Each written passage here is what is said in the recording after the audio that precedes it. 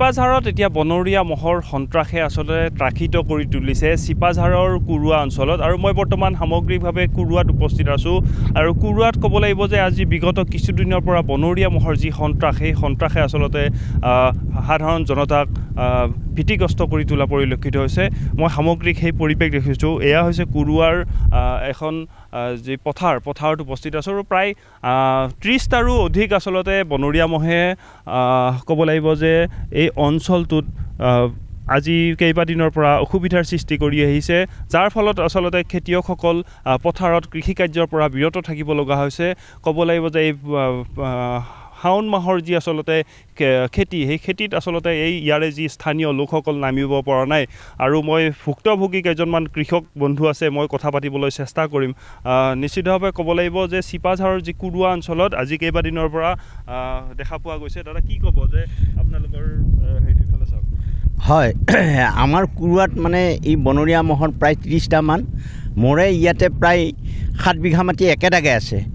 কালি পৰখি এই 3 দিন তাৰমানে ইহঁতে একবেলা ঘুমায় আৰু একবেলা খেতিত মানে তাণ্ডৱ চলায় খেতিও আমি লৰাব নোৱাৰোঁ যোৱাকালি প্ৰায় 3জনমান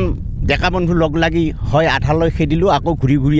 আহি আকৌ খেতিত লাগে কি বুলি ক'ম দুখৰ বিষয় পহিলতে এই মহবোৰে আমাৰ কঠীয়াবোৰ শেষ কৰি পেলালে দ্বিতীয়তে আমি যি মুৰাকে তুলি আনি অলপ ৰুইছিলোঁ তাকো এতিয়া খাবলৈ আৰম্ভ কৰিলে ক'বৰ আৰু আমাৰ উপায় নাই আমাৰ যিখিনি কৃষক আছে সকলো খেতিৰ পৰা এতিয়া বিৰত সকলোৱে মূৰে কপালে হাত দি বহি থকাৰ নিচিনা হৈছে এতিয়া চৰকাৰেও ইয়াৰ কোনো এটা সুবিধা নলয় সেয়ে আমি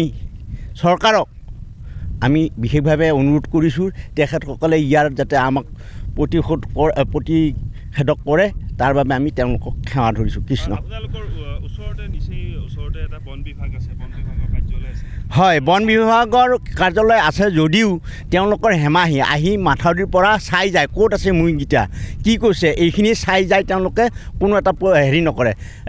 শুনিছোঁ হেনো বোম চোম কিবাকিবি অলপমান ভয় খোৱাৰ হেৰিছে সেয়ে আমাৰ ইয়াতে থকা যি বন বিভাগৰ এই ফৰেষ্টাৰ তেখেতে আমাক খেতিয়কসকলক কোনো বমো দিয়া নাই আৰু কোনো এটা সহায় সহযোগো আগবঢ়োৱা নাই এয়া হৈছে স্থানীয় আসলতে খেতিয়কৰ ভাষ্য আৰু ক'ব লাগিব ওচৰতে কিন্তু এটা বন বিভাগ আছে বন বিভাগ থকাৰ পিছতো জনসাধাৰণৰ যি সুবিধা এই সুবিধা কিন্তু এই মুহূৰ্তলৈকে হোৱা নাই আৰু এজন কৃষক আছে আপোনাৰ ওচৰলৈ আহিছোঁ কি ক'ব যে এতিয়াও আপোনালোকে এই সমস্যাৰ মাজত থাকিব লগা হৈছে ইমানখিনি খেতি কৰাৰ ভিতৰতো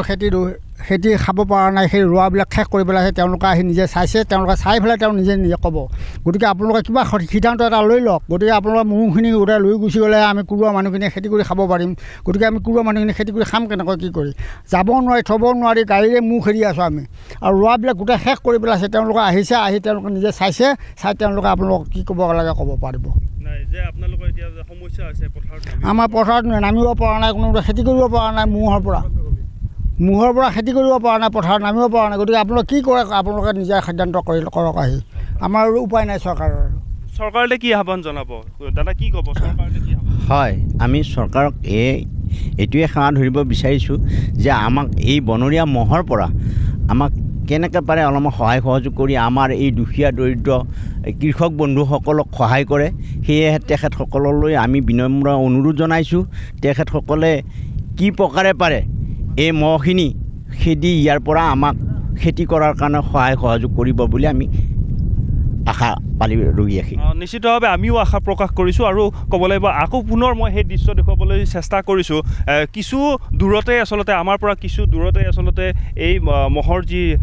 আচলতে এক জুম দেখিবলৈ পোৱা গৈছে ইয়াত কেইবাটাও আচলতে মহ আছে খুৰা ইয়াত কিমানমান মহ আছে ইয়াতে 30টামান মহ আছে পোৱালীয়ে ছোৱালী 30টামান হ'ব আচলতে 30টাতকৈও 30টামান আচলতে ইয়াত মহে যি ত্ৰাসিত কৰা পৰিলক্ষিত হৈছে আৰু সেই মই ভিজুৱেল দেখুৱাবলৈ চেষ্টা কৰিছোঁ এয়া হৈছে কুৰুৱাৰ দৃশ্য আৰু এনেধৰণে কুৰুৱাত আচলতে বিগত কিছুদিনৰ পৰা যি বনৰীয়া মহাৰ সন্ত্ৰাসে ত্ৰাসিত কৰি তুলিছে ইয়াৰ অঞ্চলবাসী